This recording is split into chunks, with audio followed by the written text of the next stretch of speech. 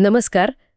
आपण मागच्या सत्रात जिथे थांबलो होतो हो तिथूनच आज पुढे सुरुवात करूया. हो आज आपण ऑस्ट्रियाच्या राजकारणात जो एक मोठा भूकंप झाला होता त्या इबिजा प्रकरणावर इबिजा अफेअर आणखी म्हणजे सविस्तर बोलणार आहोत. बरोबर, तो व्हिडिओ. त्याने सगळंच बदलून टाकलं. हो, एका सनसनाटी व्हिडिओमुळे सगळं उघड झालं. आपल्याकडे याची बरीच माहिती आहे आणि आज आपण ते सगळं जोडून बघणार आहोत. या कथेमध्ये 3 मुख्य लोक आहेत असं म्हणूया. एक म्हणजे जुलियन हेसन-थेलर, हा एक खाजगी गुप्तहेर.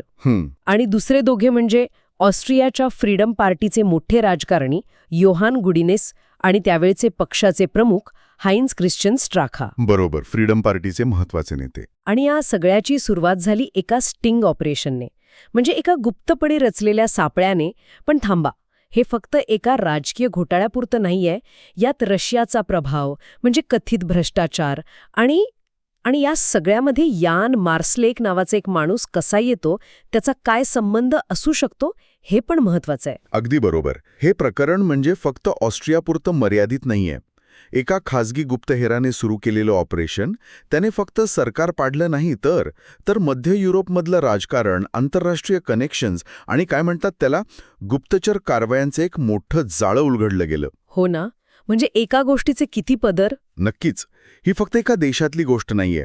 खूप मोठे आणि चिंताजनक आंतरराष्ट्रीय प्रश्न यातून उभे राहतात. चला तर मग सुरुवात करूया जुलियन हेसेन-थेलर पासून. हा माणूस म्हणजे खाजगी गुप्तहेर. त्याचा एक वकील मित्र येतो त्याच्याकडे आणि सांगतो की बाबा रे, माझ्या एका क्लायंटकडे फ्रीडम पार्टीच्या आतल्या भ्रष्टाचाराबद्दल माहिती आहे. पुरावे नाहीत, फक्त माहिती. अच्छा, नुसते आरोप म्हणजे? हो. तर हा वकील म्हणतो जुलियनला की हे सिद्ध करायला मदत कर.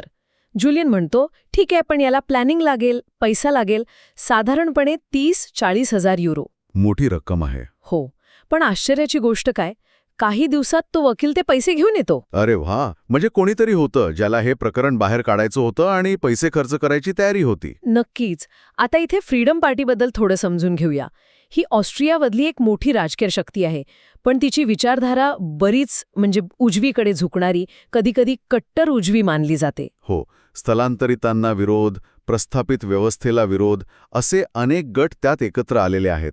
म्हणजे काही जुने लिबरल, काही जर्मन राष्ट्रवादी, तर काहींवर नाझी समर्थक असल्याचाही आरोप होतो. म्हणजे एक गुंतागुंतीची पार्श्वभूमी आहे या पक्षाची. नक्कीच. आणि त्यांचे समर्थक अनेकदा प्रस्थापित व्यवस्थेवर नाराज असलेले असतात, त्यामुळे त्यांना एक प्रकारचा पाठिंबा मिळतो. तर पैसे मिळाल्यावर जुलियन कामाला लागतो.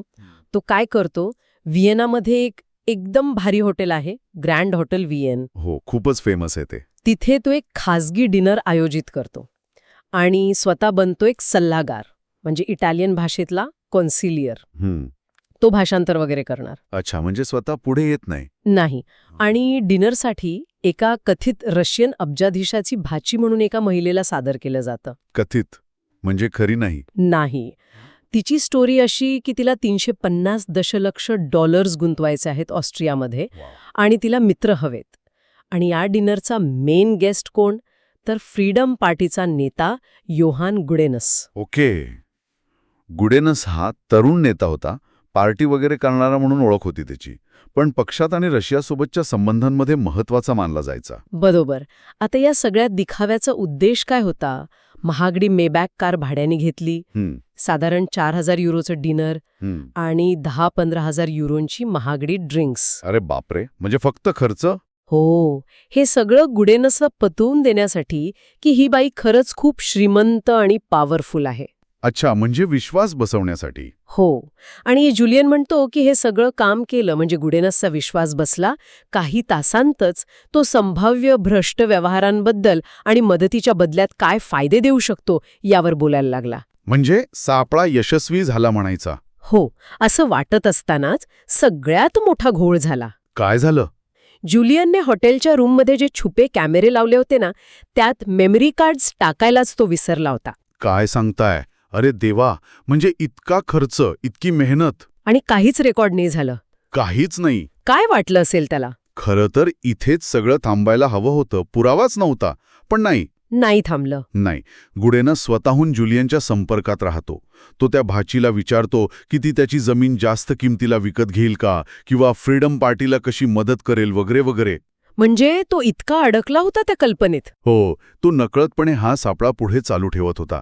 हे खरंच म्हणजे अविश्वसनीय आहे. आणि मग गुडनेस एक अजून धक्कादायक प्रस्ताव ठेवतो. अजून एक, काय? तो म्हणतो त्या भाचीला की तिने क्रोनेन झायटुंग नावाचं ऑस्ट्रियातलं सगळ्यात मोठं वृत्तपत्र विकत घ्यावं. काय? वृत्तपत्र विकत घ्यावं?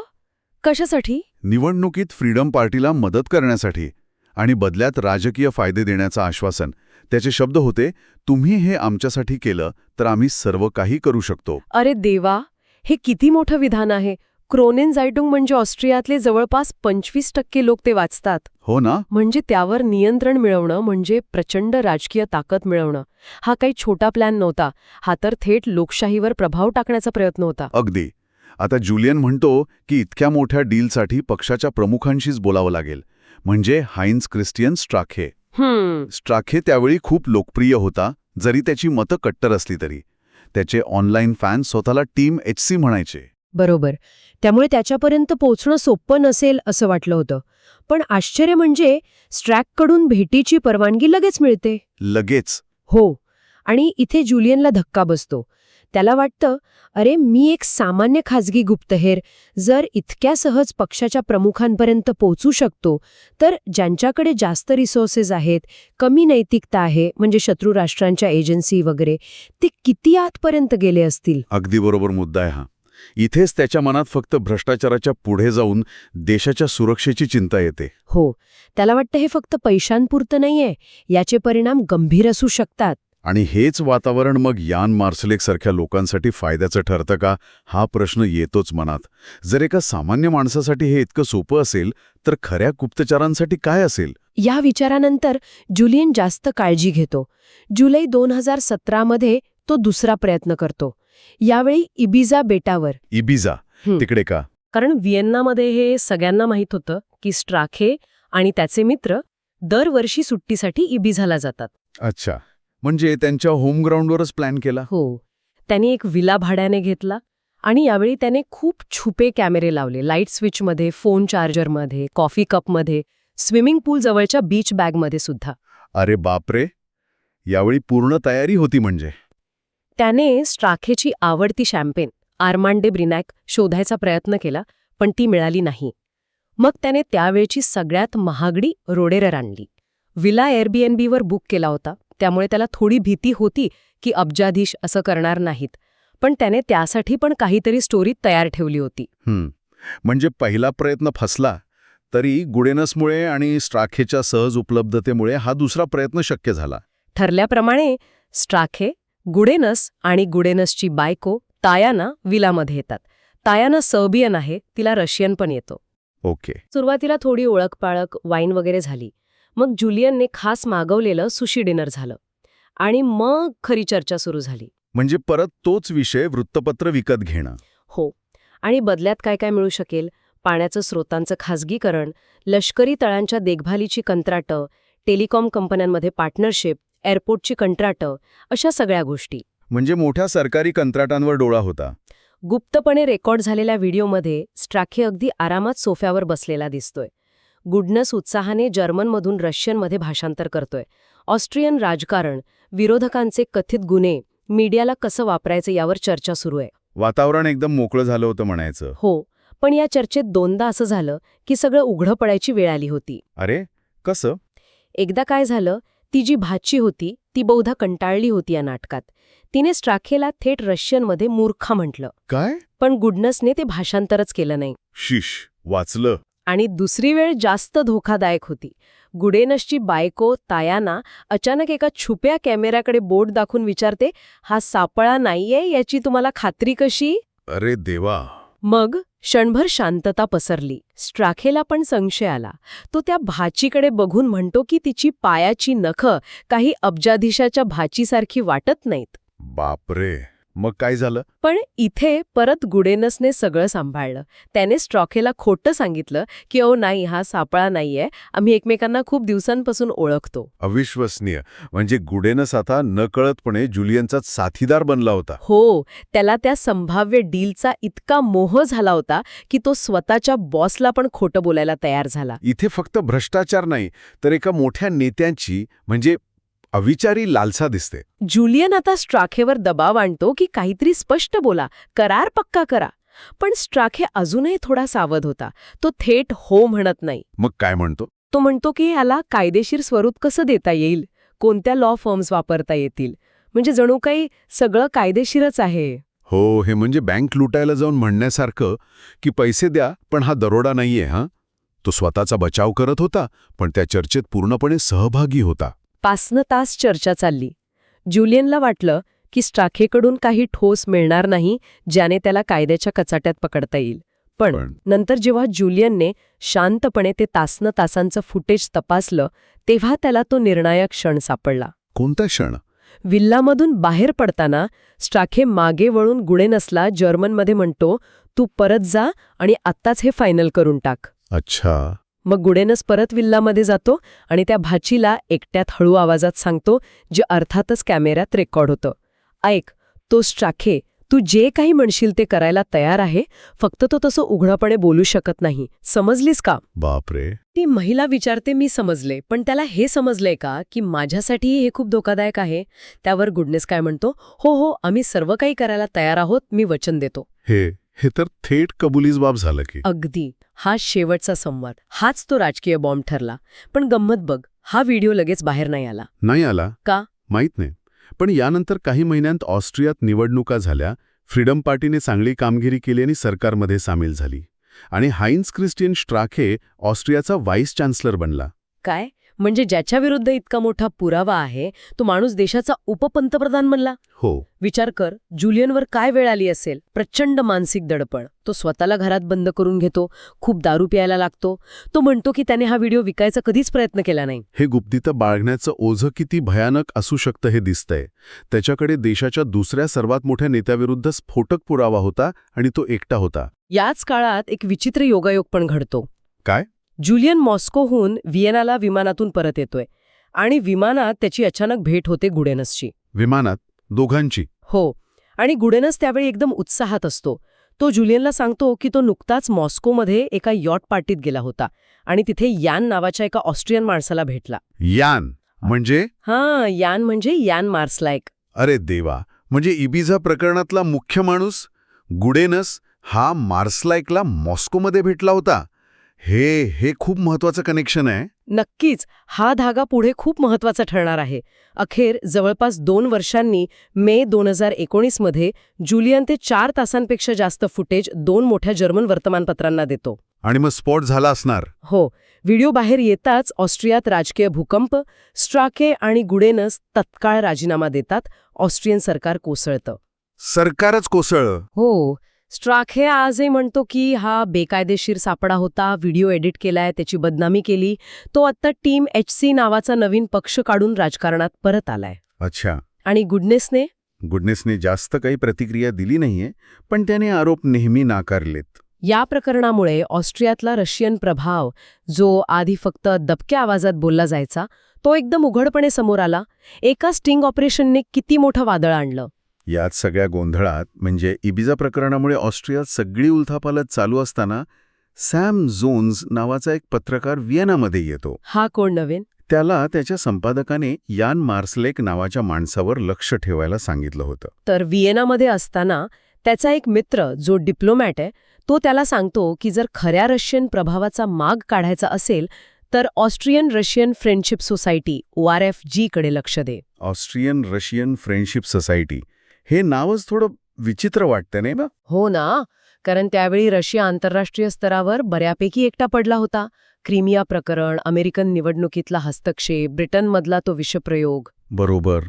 आणि अशा परिस्थितीत ही फ्रेंडशिप सोसायटी उघडपणे कार्यक्रम करतेय आणि तेही सुरुवातीला ऑस्ट्रियन संरक्षण मंत्रालयात.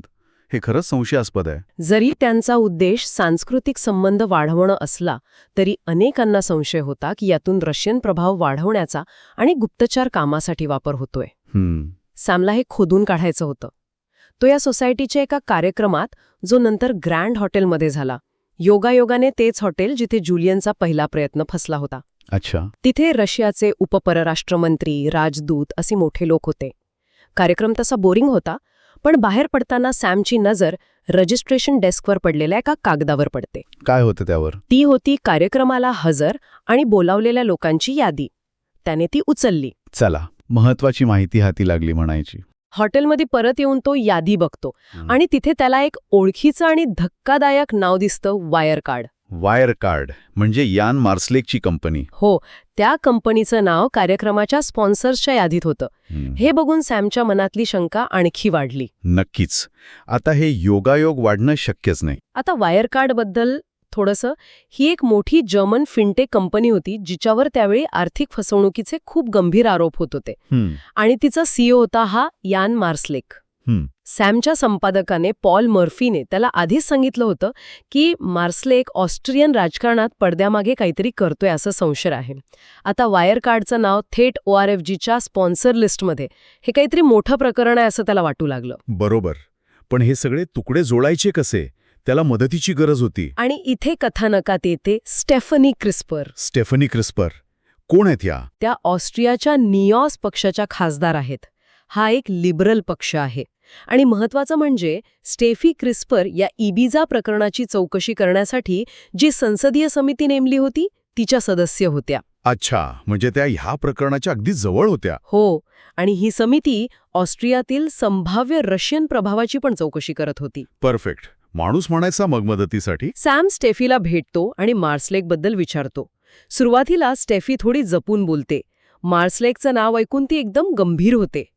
पण नंतर ती सॅमला सांगते की तिच्या एका विश्वासू सूत्राने म्हणजे सोर्सने तिला मार्सलेकबद्दल काही माहिती दिली आहे आणि तो माणूस खूप धोकादायक आहे असं सांगितलं आहे. धोकादायक? किती धोकादायक? इतका की त्या सोर्सला स्वतःच्या जीवाची भीती वाटत होती. अरे देवा, म्हणजे प्रकरण खूपच गंभीर होतं.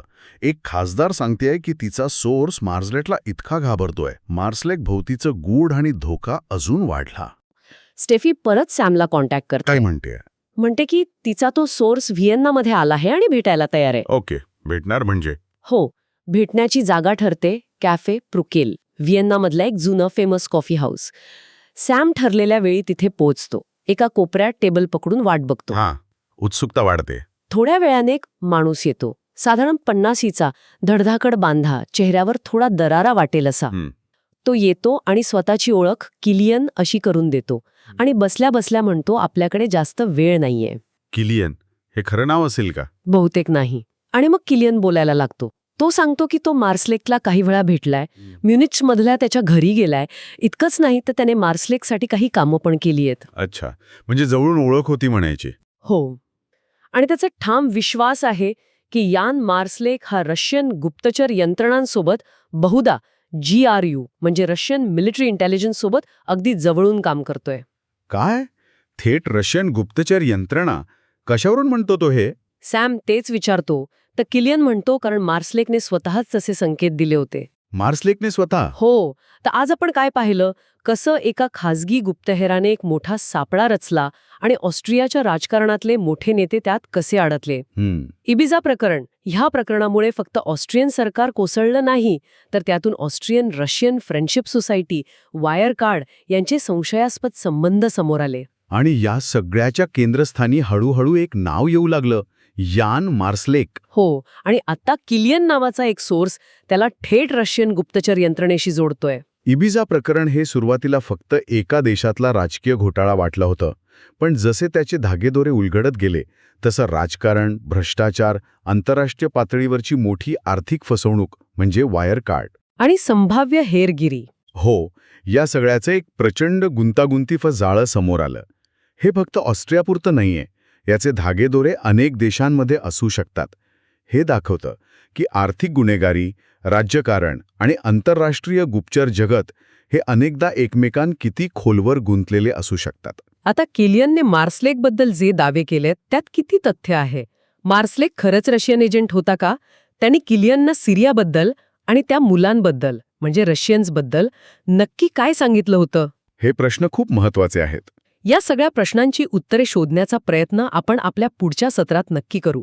पण तोपर्यंत हा विचार करायला हरकत नाही की एका मोठ्या आर्थिक घोटाळ्यातला मुख्य आरोपी, त्याचा आंतरराष्ट्रीय राजकारण आणि इतक्या शक्तिशाली गुप्तचर यंत्रणांशी इतका जवळचा संबंध कसा आणि का असू शकतो, यामागचं गूढ काय असेल?